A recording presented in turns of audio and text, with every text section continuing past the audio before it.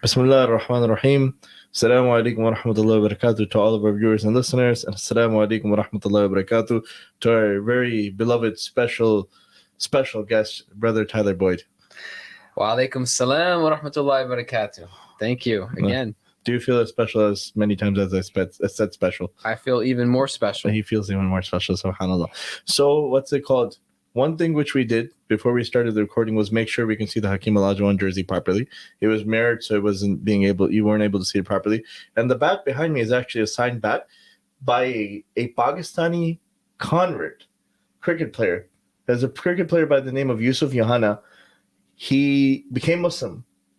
He was a Christian before. Okay. A Pakistani Christian. Interesting. He became Muslim. He didn't let people know he was Muslim for a few years for the fear of his life and his family's life.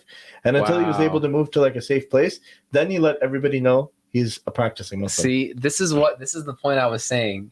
I should have conditioned that on in America, it's expectation more than the reality. Yeah. Because in other countries, there's a real life-threatening element to converting, but not here. And he converted from Christianity to Islam, so there was the threat of the people from the Christian community coming after his family possibly. Yeah. So and people need to understand in Pakistan, especially a lot of times when violence happens or something bad happens, it's not so much the religion, it's more so the culture and the mentality of the people there. Mm-hmm. That they say that the people over there, that when the Arab Muslims went, when Muhammad bin Qasim went to what's called the Hind, the modern day Hind, that people didn't want to conquer those people because they were so belligerent and so hard to deal with. In Hind? Yeah. Okay. Pakistan, India, that area. And so when they went there, those were the kind of people. And so the mentality of the people hasn't left yet. It's still the same. But what we were going to talk about today was cults and the mentality, mentality. And Tyler has done some studying into this, so I wanted to hear about it, and I want other people to hear about it and learn about it. But go ahead. Well, I'm not an expert, but I think this is important information that I want to share. Yeah, is all. And I think that people should be aware of this because what made me delve into this was the experience of the pandemic, and I discovered this website called cultinformation.org.uk. Somebody picked up that domain really quick. Yeah, well, this has been active for a long time. This guy's been doing this quick. They picked it up back in the day. Yeah. And this is based off in the UK, but they also help in the US, and they have very good information about cults. Okay. And like people just think there's a few high profile cults, but it's very widespread. Basically, it's psychological coercion. And when I came across this list, man, I don't know. I'm just going to read it out, and you can just judge for yourself. Okay. People can judge for themselves. All right. Teacher. So these are, let's see. The techniques of mind control are many and varied, and they comprise a list of 26 as follows. Okay. So, hypnosis. Okay.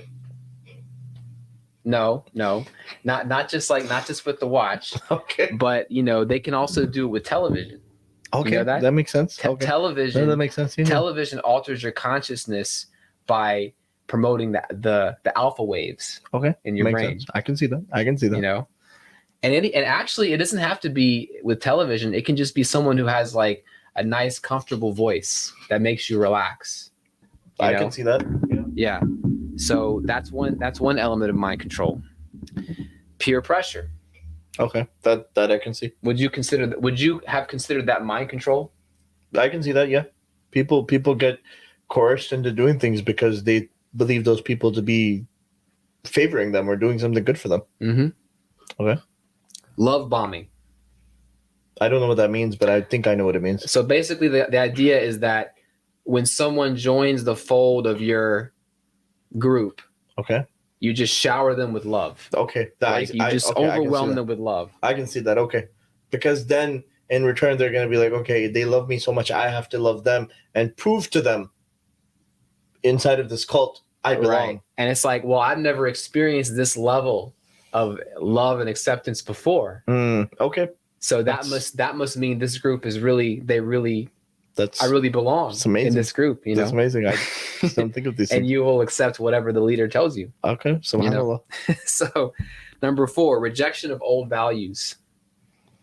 Okay. Did you know that was mind control? No. Because the old values are what keep you grounded Okay. in family, in like tradition, in your way of life. Isn't that like, that's like part of Western culture, right? Is you reject everything that's old. Yeah. You reject tradition and everything. So that's a form of mind control. Okay. Okay. I see it now. Yeah. I didn't think of it before. All right. Number 5, confusing doctrine. Okay. I can understand that. I can see that. Why do you think that works as mind control? Confusing doctrine? Because you're wanting to accept it. You're wanting to be a part of the cult, so you're going to accept it, and it's never going to make any sense to you, though.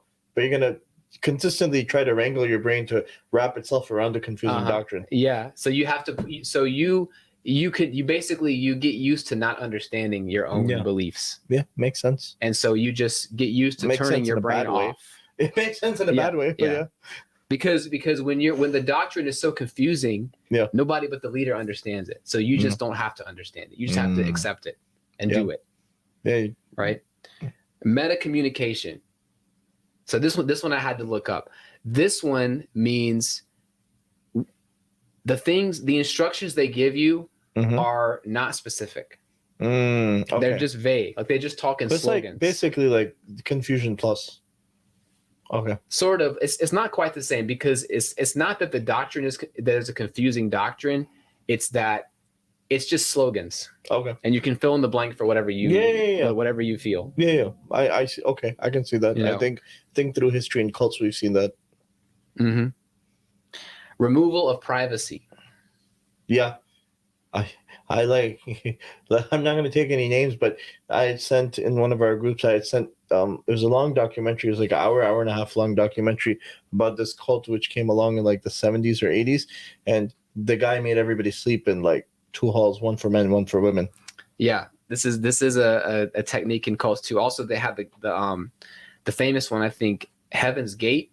You heard of that one? The guy Applewhite. Oh, yeah. He made them all sleep in a big house. Okay. Well, together. For taking names, this was the Kundalini yoga one. Okay. Oh, yeah. Yeah. The yoga guy. Yeah, the yoga guy. Okay. And what else? Time sense deprivation. Yeah. So you don't even know what day it is. It all just runs together. Because you're supposed to be one with everything. So you don't think about time or everything. You're happy here. Why do you need to think about what day it is? Why does that work with mind control? Because when you lose track of time, you can't plan. Yeah, you can't plan. You can't think. You're not going to be like, I have to get away from here. Right. You don't like, see. I'm just so happy here. Why would I want to leave? Yeah. Okay. Disinhibition. All right, explain that. Disinhibition is when your natural shyness is removed. Natural shyness. And one thing interesting, what is an effect of the internet on everybody? Okay. It's disinhibition. Don't people act more like absurd and rude and stuff online than they do in person? Yeah, keyboard warriors. Exactly. Yeah. That's the number one problem we have. Yeah. Uncompromising rules. There's no exceptions. Yeah. You have to follow the rules. You have to follow the rules. And that's what, when you hear about those stories where people drank funny juice and died, it's like you have to do it. Yep. A lot of people didn't want to do it, but they do it anyway. Mm-hmm. The rule, there's no exceptions. And this is another beautiful thing about Islam is that most of the rules in the Sharia have exceptions. Yeah, they do. Is it not the case? I mean, there's difference of opinions. Of course. There's, within the limit, obviously, there's difference of opinions, though, which are allowed, things like that. You're pretty, like even with prayer, we should pray in a mosque, right? Masjid, we should pray in a masjid. We should pray with others. But if you can't make it, it's not like your prayer is not accepted. You can pray anywhere. Exactly. But in a cult, no. Yeah, you have to. The rules apply to everyone, and there's no exceptions to the rules. Yeah, that's why they don't let you leave the land. All right, which one is this one? We're on number. You said disinhibition, I think. 4, 5, 8, 9. Okay, this is the 10th one. No, this is the 11th one. Verbal abuse. Yeah, that happens in cults. Everybody knows that, and you have to accept it. You can't even oppose it. Exactly. You can't protest against it. Yeah. Number 12, sleep deprivation. Yeah. Yeah, they make your schedule really weird. So, you're running on their clock so you don't think Mhm. about running on your own clock. Exactly. It weakens you. All these things weaken you psychologically. Yeah. And a lot people, of these things are used in torture. Good point. These are also torture techniques. All right. So next one, replacement of relationships. Yeah. You don't need your parents anymore. You don't need your family. You don't need your friends. We're your family. We're your friends. Yeah. Well, right? well, in the yoga thing where it was like the guy was making families. Okay, you're gonna marry this person. You're gonna marry this person. You're gonna marry this person. I'm gonna marry this person. Right? Like this. Just so he's your father. He's deciding what's best for you. Yeah. Okay. The cult leader. The cult leader. The cult leader is your family now. Yeah. Yeah. And again, this is another opposite from Islam because Islam preserves your relationships, right? Yeah, it does. It does. Even if your parents are non-Muslims, you're still supposed to take care of them and do khidmah of theirs. Yeah, exactly. And you're the rest of your family too. Yeah. Next one is everyone knows this one, chanting. That's the classic cult thing to do. Again, because alpha waves, right? It makes your brain more like relaxed and like accepting of what you're about to hear, which, if it's a good message, that could be a good thing. But if usually in the cult, it's not a good message, Yeah, that's true. So next one, confession. Yeah. Confess your sins, confess your crimes to the leader and he'll absolve you or whatever. Forgive me for I've sinned. Exactly. That's the mindset. And of course, we do that to Allah. It's direct. Yeah, it's direct. We're not confessing to a person. Well, the whole purpose of a cult is, there's a guy or a woman or somebody who's above you, and you're basically making them your parent or lord or whatever. Yeah. Mm-hmm. All those things. Yeah. Yeah, wrapped into one. Yeah, all of those wrapped into one. Financial commitment.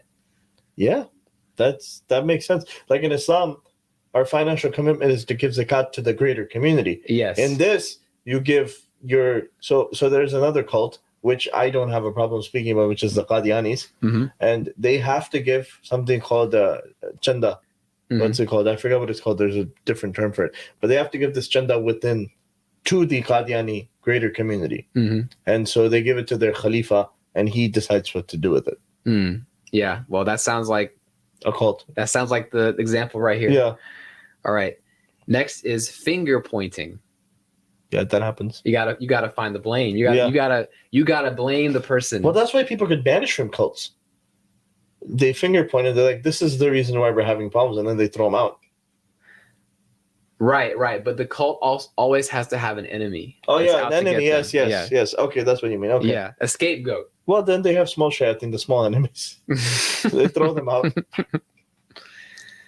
All right, and then flaunting hierarchy. Yes, absolutely. You understand what that means? Yeah. What does that mean to you? Because I had to look that up. Flaunting hierarchy. That's showing off that this is our leader and this is why he's so great. No. Actually, that's not it. It's basically like enforcing hierarchy. Oh, enforcing hierarchy. Okay. Like you do what we say, not because it's right, but because we are the ones in authority. Okay. And you don't question us. Yeah. Right. The only one follow the science. Yeah. Well, our hierarchy is Allah, and that's it. We all fall underneath. Exactly. There's no pope. Yeah. There's for no us. pope. Yeah.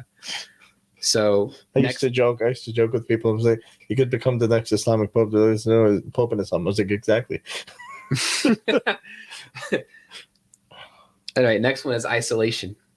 Yeah. Obviously. So weren't we all experiencing this during the pandemic? Yeah, we were. Stay home, save lives. Bro, it was. There was some serious mind control going on. All of our kids got messed up because of the COVID. Bro, I'm telling you, this is what made me look at this, because I looked through every one of these things during the pandemic and I said, we are being exposed to every one of these. It's crazy. Subhanallah. Like through popular culture and the media and whatever they're telling us to do, every one of these is hit at that time. All right. Next up is controlled approval. Yeah. So what does that mean to you? I had to look this one up. Controlled approval. Anything you do, you have to basically. It's like a kid. It's like anything you do, you want your parent to say, yes, you did a good job. No, that's not what it means. What this means is kind of like flaunting hierarchy. Okay. But it's a little more subtle because it's like when something is done outside the cult, when something is done outside the cult, it's not approved. Okay. But when the same thing is done by the cult, Yeah. It's approved. Okay. It makes sense. So now. that's what that means, Okay, right? that's fine. So I get the rules are different inside the cult versus outside the cult. Okay. That's fine. Right. Next one, change of diet. Okay. Yeah. Mhm. Well, that has to do with multiple things. Is they want to control all aspects of your life, but they also want to weaken you. Yeah, this goes back to weakening because it's kind of like chanting, right? If you're Yeah. chanting something good, Yeah. then it's good. Yeah. But usually it's not. Usually Yeah. they're weakening. They're not feeding you good nutrition. They're weakening your body by taking Yeah. the nutrition away. They may take your meat away and stuff like that, and weird stuff. So next up is games, right? Games To distract you okay, from thinking. So, well, I mean, it's famous from the Romans though. Food and games keep the people happy. Yes, this is another political technique. And then no questions. Yeah, Not obviously. allowed to ask questions. Yeah, you're not allowed to ask questions because if you ask questions, usually they throw you out. Because the moment somebody starts asking questions is when the story starts falling apart. Exactly. And in Islam, it exposes them. You're allowed to ask questions. Obviously, go to the right place, go to the right people, and ask the questions. Yes. Go to like if it's something like even if somebody has doubts about God, they can go to a scholar and ask. Yeah. And the scholar is supposed to answer them, or even tell them, "Look, I will look into it and I'll answer you in a timely manner." That's sort of the sort of like scholarly responsibility. Right. But they're never gonna get upset with you. No. They're or not supposed say, to, why are you asking this? Yeah. You shouldn't be asking this question. Yeah. There's a very famous video where one of the girls in the Islamic school asked the teacher, "Well, tell us how Allah subhanahu wa ta'ala was created." And the teacher answered her. He was a scholar, I believe, as well. So he answered her, and she was satisfied with the answer. So you have to answer those questions because people will have them. And his answer was just like basically explaining that he's not created. Yeah. Yeah. Okay. All right. So the next one is guilt. Yeah. Yeah, that makes sense. I don't think that even needs to be explained. No. Fear. Yes. You leave us. You're going to go out. What's going to happen to you? Yeah. And it kind of reflects what I was saying in the previous video, right? About the feeling when you're about to embrace Islam. Yeah. That fear comes in. Yeah. Even though it's not really founded. It's not like we're in Pakistan. Yeah. And if you embrace Islam and you were a Christian before, they're going to come after you and try to kill you. Yeah. Right. They're just gonna be confused and ask you some questions, and then they're gonna go on with their lives. Yeah. And then the last one is dress codes. So removing your individuality, making you just like conformant to everything, physically.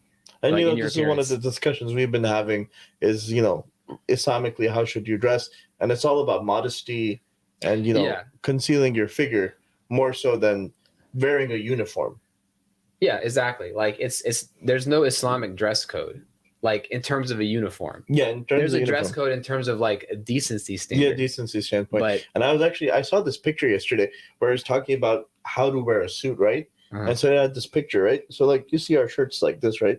Your shirt's pretty loose as well, right? Yeah. And so it was like, no, the shirt should be like this, like really close. And that's how, a proper presentable man dresses. With his sleeve like tight wrapped around his bicep, like this much. This is about the amount of space you should have between the sleeve and your bicep, and that's about it. And they're like the suit should also be fitted that way, and that's what it was saying. And it's like, and it showed another guy wearing a suit, and his suit was loose, and it's like this is wrong. And I had a chat with one of my coworkers, and he wears a suit, but he wears loose suits. And I was like, I can respect that. I was like, these tight suits, I was like, I can't respect that. Yeah. But yeah, it's like there's no uniform in Islam. Yeah. Because you have room to express yourself. Yeah. Your culture and stuff. Yeah. You just have to obey the decency standard. Well, yeah, and that's something I've spoken about with Brother Rob, where it's like as you move forward, you see in different areas in different lands where you see the modesty and you see the looser dress, but it has a sort of like a local culture taste to it. Where if you see in Malaysia and Indonesia, where they have the sort of like the shirts that go down to here, but they're looser. Right? Yeah. But they go down to here. They're not like a full thobe or a kurta or anything like that. In Pakistan, India, you have the kurta. Pakistan, the kurta is a little bit longer. India, the kurta is a little bit shorter. Yeah. Right? There's a difference in the dress. Maybe it's how it's influenced by the area. Afghanistan, their kurta is a little bit different. Iran, their dress is a little bit different.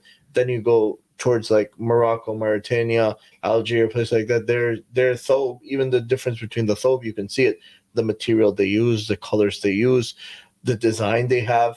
It has a lot of like local cultural influence on it. Mm-hmm. And then you go further into Africa and you see the like Nigerian places like that where they have different, like theirs are really loud. The colors are loud. The dashikis. They're really loud. Like even like the long dresses they have matching hats with them. Mm-hmm. Most of the people like in Pakistan don't have like a matching hat where the hat is from the same cloth as the shirt. Right. But in Africa, that's like a common thing. Mm-hmm. But like in the North Africans, you see that their thobes have the hood on top.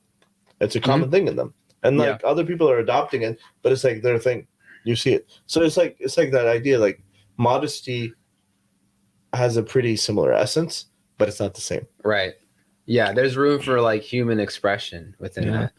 That was interesting. That was, how many points were those? 26. 26 points of what is it? Mind control? Mind control. And the good thing is about it, what I've started doing is I looked at that and I said, okay, what's the opposite of each one of these? Like when I read like removal of privacy, I think, okay, well then I have to enhance my privacy. Okay. And like that. So you can go through each one and you can kind of say, okay, well, how do I do the reverse of that? And okay, that's alhamdulillah. That's good. So this is the one thing I'm gonna ask you, the only thing. If people notice that they're part of a cult, how do they get out? Just what I just said. There's 26 mind control techniques that are common to all cults. Just do the opposite of those techniques. But no, you're inside of the cult. How do you leave? Then you need to reach out to somebody who, then in that case, you might be in danger. So you should reach out to like an organization like this one I just read from, the Cult Information Center, or whatever they have in USA. If that's you, reach out to your family or whatever. Okay. People who. Well, that's what I mean. Like, okay, they do need to reach out to somebody. They need to run away somewhere far away. Yeah. Well. Yeah. Well, it's like according to your level of danger that you're in. Yeah. Well, it was like that one girl who was, I think it was like Elizabeth Smart or somebody up in Utah, and she got kidnapped, and she was made into one of the wives of this like weird like dude with like this, long beard, and this really odd dude. Like, I'm not saying long beards are weird. We both have fairly long beards. It was like this weird dude who was like had like multiple wives, and they were all living like in this tent community or something like that. And they actually made a show based on that. Oh, I think I heard the name before, but I forgot. What's it called? Something Kimmy Schmidt or something like that. Oh, yeah. They made a show about it, about how she was locked inside of like this dungeon type thing for some time. Wow. And things like that. You hear they do happen, like punishment techniques and stuff like that. So like in the Qadianis, there was this one girl who was actually sexually assaulted for a long time. And she finally was able to, I don't know if she's left Qadianism. If she hasn't, she's crazy. But but it was part of the thing. Like, they wouldn't let it out. Like, they wouldn't let the information out that this is what happened to her. And, finally the information got out, and they tried to take it legal. And somehow, because they have so much money from all of this charity they collect, they were able to legally shut it down. So no, the cult was able to legally shut it down. That this wasn't like it didn't make the mainstream. See, this is the problem. They're too powerful, man. Yeah, the cults, right? Like, they have too many resources. Yeah, they do. Cults have resources. And cults have money. Here's the other thing that surprised me when I was looking into this. You might think that the only people who get taken up by cults are like desperate people, or maybe who are like a little bit foolish, but actually, like the standard like profile is like a middle class, like well-educated, like young idealistic person. That is typically who falls for the cult. Yeah, it happens. So it's just interesting, kind of like changing your misconceptions there. Yeah. So gentlemen, Jazakallah khair. That was a lot of information. I think everybody should listen to it, look into it, research it. Post a link to that website. Yeah, inshallah, I'll post a link to it. But like some of the things I didn't know, like you said, what was the one, the hierarchy? Flaunting hierarchy. Flaunting hierarchy. I didn't actually know what that was. And then the next one after that, I didn't know what that was. And you get to learn. You're like, okay, well, next time I see somebody who talks like this, I'll know they're in a cult. You can figure it out. And maybe save yourself from possibly getting involved with them and possibly ending up in a cult. Yeah. But absolutely, Jazakallah khair for your time. Jazakallah khair for that explanation of the information, because I don't remember it, but you explained it pretty well. Yeah, well, thank you for letting me have the platform and share this information, because I think it's really important. I think it's important. I think it's important for all people to learn about this so they can protect themselves. Yeah. But Jazakallah khair. Assalamu alaikum wa Alaikum. rahmatullahi wa barakatuh. Wa alaikum salam wa rahmatullahi wa barakatuh.